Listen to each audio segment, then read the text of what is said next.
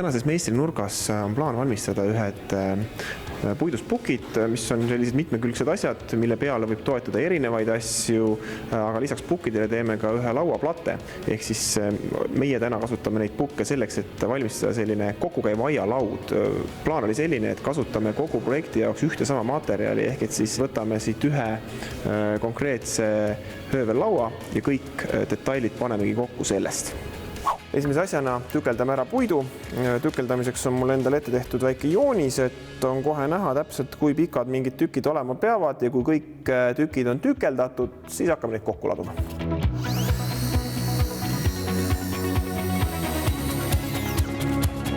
Kokkupanemisel minu kindel soovitus on see, et iga liite vahele tasub panna alati ka liimi, sellepärast et kruviliide on küll hea liide, aga ajapikku, eriti õues, puit hakkab mängima, paisub kokku, kõik hakkab logisema ja annab järgi. Liim annab sellele asjale niivõrd palju juurde juba niisugust jäikust ja tugevust, et see on alati mõistlik igasuguse puitühenduse vahele, mida sa ei plaani hiljem lahti kruvida enam.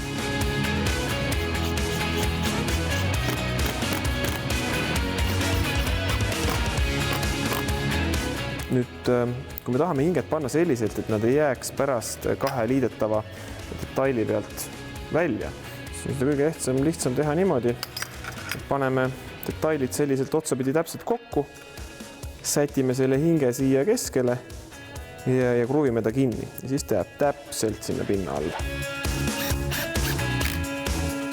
Kruvidega on selline lugu, et kõik, kes vähegi midagi nokitsenud on oma kätega ja kruve kasutanud, need teavad, et üks parim koht, kus kruve hoida on oma suus. Muuseas, ma lugesin kuskilt ükskord artiklit, et üks firma kuskil kaugel välismaal mõttes välja sellise laheda asja, et hakkas tegema maitsestatud kruvisid. Siis on nagu kõik võidavad. Üks asi, mis muidugi on, et öövedatud puit on hea ja sile, mõnus, ilus, võib kohe hakata viimistlema, aga servad on natuke teravad. Et selle jaoks võtame liftklotsi ja laseme need servad natukene ümaramaks, et käel oleks mõnusam katsuda. Paneme tolmuimeja ka taha, et liigselt sodi ei lendaks ja ongi korras.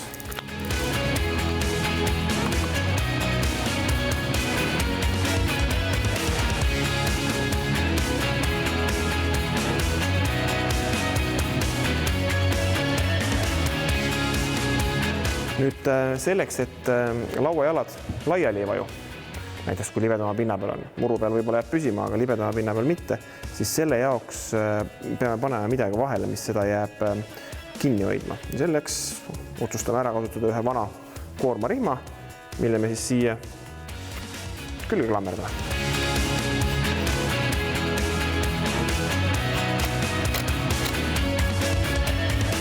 Nõnda. Ja vana koormarihm on täiesti edukalt ära kasutatud.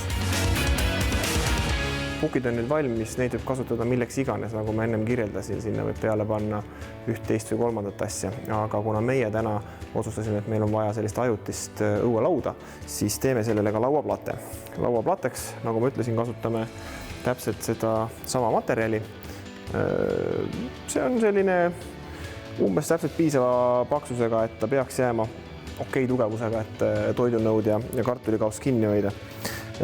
Lauaplatel võiks olla nüüd servad natuke rohkem ümaramad kui lihtsalt lihvitud. Seega lauaplate laudis ja servad laseme me freesiga kergelt üle, et ta oleks väikese raadiusega. Ja siis kruvime nad üheks suureks plateks kokku.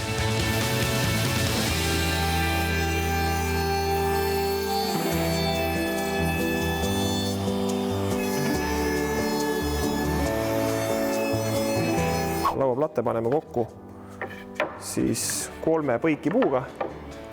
See annab talle, ühtepidi hoiab neid koos ja teistpidi, et need 3 annab rohkem sellist stabiilsust ja tugevust.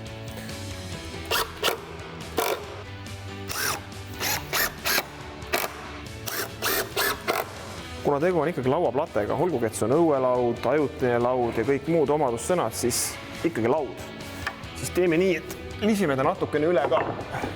Kasutan 180 võrku, on küll üsna peen, aga tegu on ka juba siiski öövedatud lauaga, anname lihtsalt sellise viimase lihvi, nagu ikka tolmu vabalt ja hakkame pihta.